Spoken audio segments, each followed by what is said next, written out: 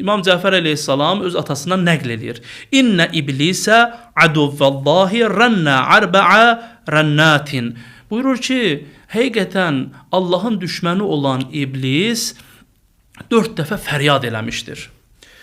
Nə vaxt fəryad eləmişdir? Yevmə lu'in.